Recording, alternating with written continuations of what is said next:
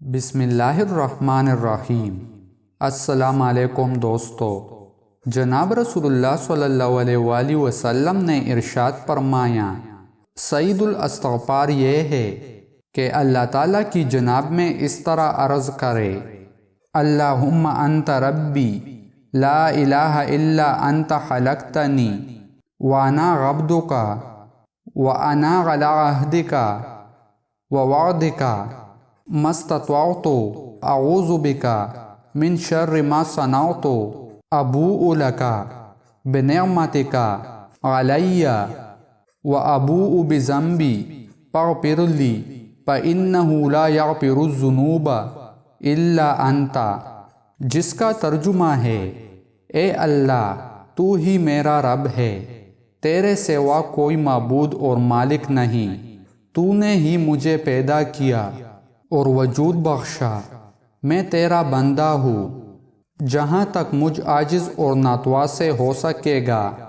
تیرے ساتھ کیے ہوئے ایمانی عہد و میثاق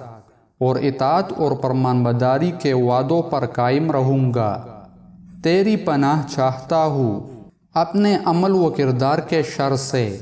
میں اقرار کرتا ہوں کہ تو نے مجھے نعمتوں سے نوازا اور اعتراف کرتا ہوں کہ میں نے تیری نافرمانیاں کی اور گناہ کیے، اے میرے مولا اور مالک تو مجھے معاف فرما دے، میرے گناہ بخش دے، تیرے سوا گناہوں کو بخشنے والا کوئی نہیں۔ جناب رسول اللہ صلی اللہ علیہ وآلہ وسلم نے فرمایا، جس بندے نے یقین کے ساتھ دن کے کسی بھی حصے میں یہ کلمات پڑھے اور اسی دن رات شروع ہونے سے پہلے اس کو موت آ گئی تو بلا شبہ وہ جنت میں جائے گا، اور اسی طرح اگر رات کے کسی حصہ میں یہ کلمات پڑھے اور صبح ہونے سے پہلے اس رات وہ چل بسا تو وہ بلا شبہ جنت میں جائے گا۔ دوستو، مزید اسلامک ویڈیوز دیکھنے کے لیے ہمارے چینل کو سبسکرائب کریں اور ویڈیو کو لائک اور شیئر کریں۔ جزاک اللہ۔